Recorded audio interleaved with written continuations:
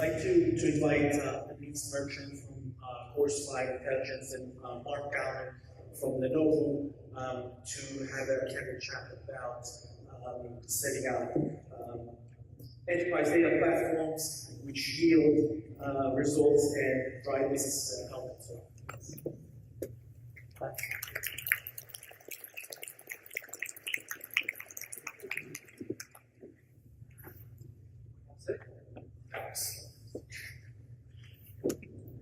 I do feel like Britney Spears up here a little bit because I was trying to think of the lyrics to Oops, I Did It Again. I was going to sing to you guys, but I'll also sing. Well, I did tell you much.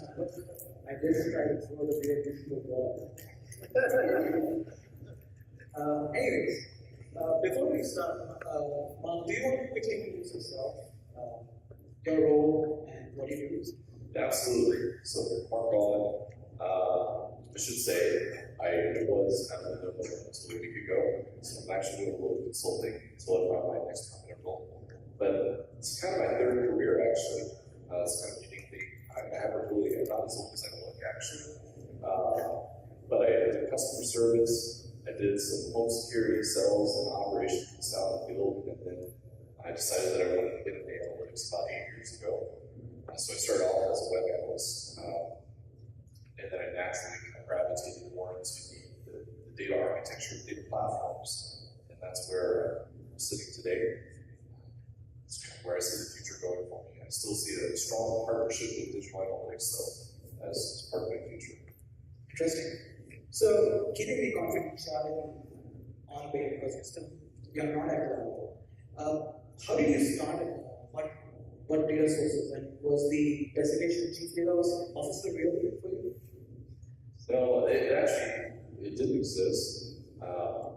There's a little bit of gaming on LinkedIn, though, title inflation. A lot of people were going out there throwing stuff. So it actually started off kind of as a joke. I said, hey, I'm going to be a chief data officer. And then, like many jokes, they oftentimes become reality. So it kind of started going down that path over the years. I said, hey, you know what? Actually, I started thinking, how do I shape my career? Not necessarily about the title, but how do I shape my career to kind of embody the activities that chief data officer would be? And when we started off, I was actually my former boss wouldn't be here. He wasn't here until about 10 minutes ago. I wouldn't have been able to tell you the word if he wasn't here. But he showed up. So it started off, it wasn't really in my career trajectory. I said, yeah, I could be a digital analyst, focused with web analytics. And then we realized we couldn't be that effective. And so we started incorporating other data, other teams outside of our scope. And so the scope kind of got created and said, here, go figure stuff out. And it kind of naturally grew from there. And I always had this one foot in, and I remember the discussion very vividly. One foot in, am I going to be a digital analyst or a digital analytics role, for the next 20 years, or am I going to kind of go down this data path, always questioning my IT, my marketing? I had this identity conflict all the time. I still have it. So just on that identity conflict, who created it? Was it the business, or was it your own activities? From business requirements also. Yeah, so the requirements, so there were business requirements. The business requirements that came in were to answer questions. They answer questions more effectively and more quickly. So I don't think the business had the vision or idea to go build a platform and a team to go solve these problems. I think they really didn't know what the answer or what the vision was. They said, here's the problems that I have, somebody can solve them. In fact, we weren't the mandated team to actually go solve these problems.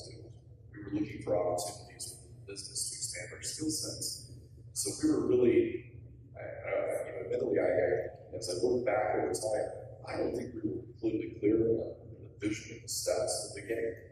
I think we had a very loose, ambiguous idea of where we wanted to go. But as I look back, I think we took a lot of the right steps along the way, naturally.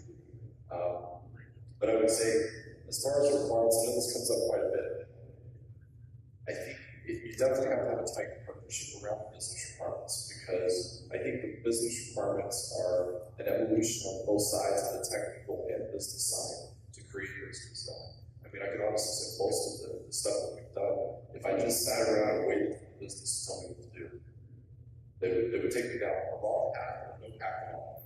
And I think there's an education of the business and how can they provide requirements to you, and what type of requirements should they be providing to you, what kind of things, what's in your tool belt, what can you do?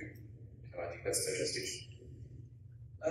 So there were a few interesting things which you already worked on, and as part of that, one thing which I often say is don't bring analytics into marketing, but bring marketing into analytics. And you already do some of that, where you name your programs, not as analytics initiatives or data initiatives. So can you give a glimpse of what was your data platform called as and why? Yeah, this is where my boss showed up. I wouldn't know why I didn't tell you I created the name, but now these are all to say he actually created the name. It's called Lucy Lenovo Unified Customer Intelligence, and we wanted to have a female personified name so that kind of like you interact with Siri or Alexa, you interact with Lucy. And actually looking back, I think that was a great idea. I think that's where when I look at the peer teams in IT, they still didn't get that. They would just name things horribly and very masculine, very just projects that didn't make you want to interact with them. I think the name was important. Another aspect of it was part of the journey was in the beginning, the idea of selling a platform, creating a platform and selling it internally as a way for analysts to solve their use cases, it was exciting. And I remember we were based upon the funding model that we were, it was very exciting for the business. So in years 1 and 2, it was pretty easy to go out there and say, hey, we're going to solve all these questions and you're going to pay for this platform. And then I think around the year 3 mark, people started to say, why are we? No one interacts with the database, when we're solving use cases. So we were selling this Lucy, but people, I don't want to pay for Lucy. The executives like, I'm not interacting with Lucy. Lucy's not doing anything for me. But in reality, it was. It was enabling all the things that they wanted, but they didn't want to pay for. So when we started to change the messaging around, we talk about marketing and analytics, we started to sell solutions. And we started selling solutions to business problems. And then we would package with that and say, okay, well, by the way, Lucy is part of that solution. And so, yes, you're going to pay a little bit for it, but we had to kind of change our funding model. And towards the end, it was aligning towards e-commerce, marketing, to services, to supply chain, and identifying the use cases each of those business units. And then saying, here's how much funding is required to solve this thing. But I think that a fundamental thing was, and I think it's quite natural for a lot of organizations, you start off with a sell platform. Over time, you have to quickly shift that message into use cases and solutions. Because there's only so far, but I believe there's only so much runway that selling a database or a tech stack would get in an organization. Nice segue. What is the tech stack you started with? Yeah. Did it change or was it the same? There's lots of tech stacks. So when I actually started Lenovo, it was a vendor. The vendor was leveraging a SQL server, MySQL database, that they built a custom interface on top of it. Really, I think cost, time to market, it wasn't allowing us to really solve the analytics use cases that we wanted to do. It was more kind of BI, data wrangling use cases. So we quickly shifted. The original Lucy was on this vendor, and then we called it Lucy Sky, which when we moved it to the cloud. And the cloud's been very transformational because it's allowed a team like ours to exist.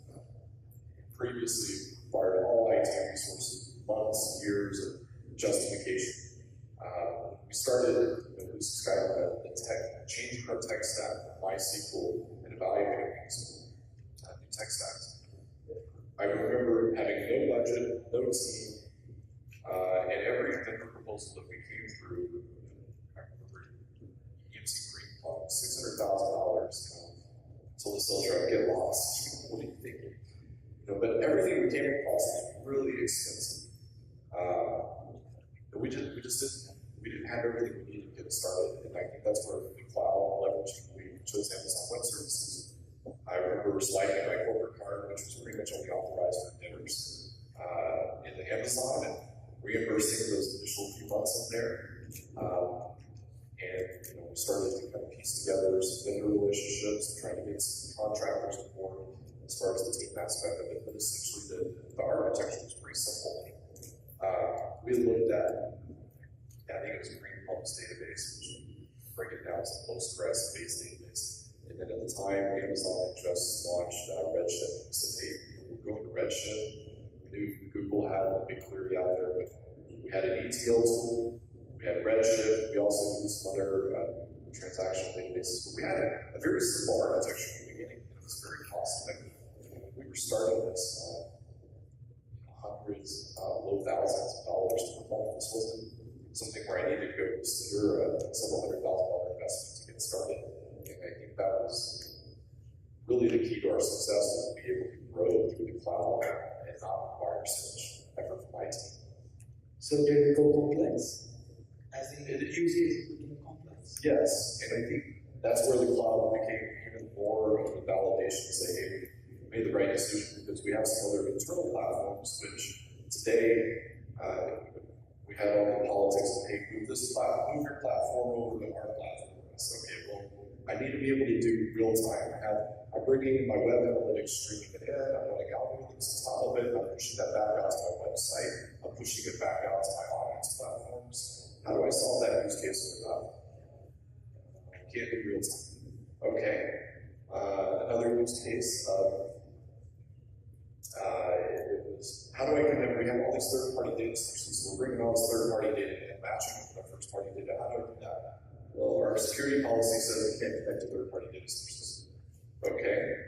So how are we going to move over to that platform? We can't. So the cloud and having that structure sit in the business, that time to market, these use cases. So we were able to do them. We were able to do things that our IT team wasn't able to do. And we were able to do them more quickly. And as the cloud grew, really, Lucy, what is Lucy? Lucy is essentially whatever you can do in the cloud, which is limitless almost. Nice. So you didn't touch about that initially when you started off in an IT, but you did build a large team. It was a different scale and size. So, what were the skill sets? Did you have any challenges with it? Yeah, it was a rocky period when we were transitioning from Lucy to Lucy Sky, the no team, no budget aspect of it. I did hire my first contractor. We also had a vendor. And you remember, I'm coming from this web analytics mindset and being forced into figuring out all this data platform architecture stuff. So I didn't know ETL, I didn't know data engineers, they didn't know all the skill sets for figuring it out. I remember, just to highlight a challenge for about 4 months there. In the first month, I had a simple job. I needed someone to get survey monkey data in. And I had vendors that were certified in these ETL tools, hundreds of dollars per hour. And I had a contractor out of India, and no one was to get this done. And I needed to get it done in about a week. So went back to my web analytics roots and said, we're going to do staging testing. So, but all of them said, everybody who had the same job get the survey monkey data. And whoever gets it stays, whoever doesn't, fired. So it's pretty simple. So we started doing some A/B testing with employees, contractors, and we figured out what skill sets work. And I'm not even joking. So we started to figure out really what was working with our tech stack that we were selecting. And then I would say the other characteristic was we were really focused on time to market. So as we were bringing people on, we were throwing out opportunities. You guys know this very well, but we were throwing out an opportunity. So one vendor would come to me and say, hey, we'll do X. We'll do it in 240 hours. And I'd go to the other vendor and I'd tell them, hey, you have 1 week. And they delivered it in 1 week, they got the job. So we were very aggressive, very demanding. But the key is we learned through trial and error, honestly. And it was just going very fast to understand what the skill sets were. But yes, you have to have data engineering. You have to have data architecture. And I talked to a few of you kind of wrap it up. People always talk about to do analysis, 80% of it's data wrangling, 20% of it's actual analysis. What my team is trying to do, we're trying to solve that 80% problem and do it more efficient and faster than anybody else. So that was the skill sets we were really trying to capture. Last question, and then probably we can open up to some questions for the audience. Through this journey, your work, daily testing, your work, evaluating tech stack, but you all had certain business partners who would be able to go ahead and test those ideas and make you successful and they be successful. So, who were some of the critical business partners and how did you partner?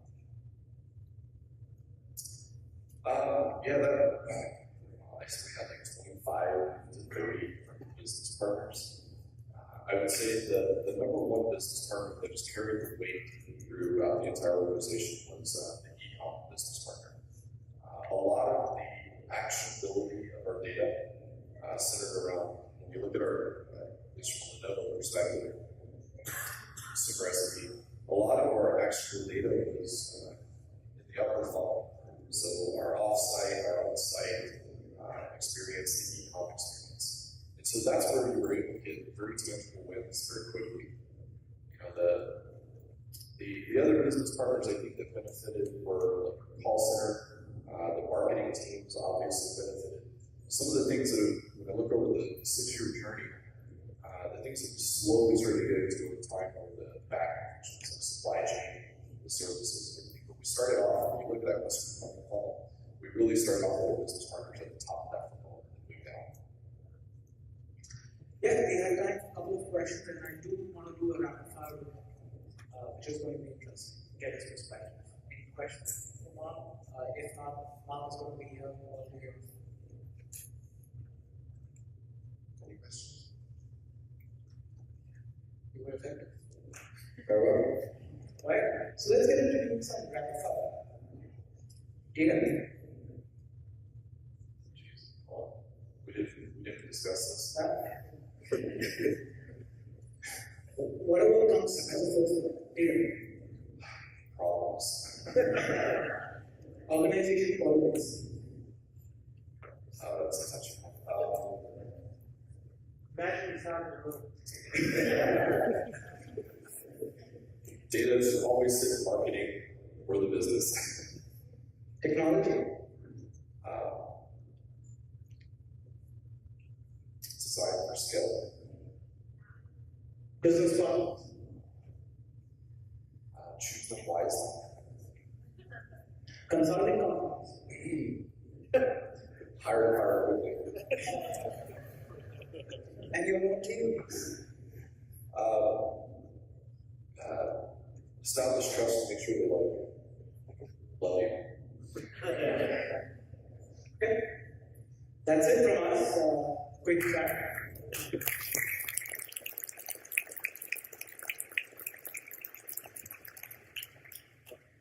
Thank you, Anis.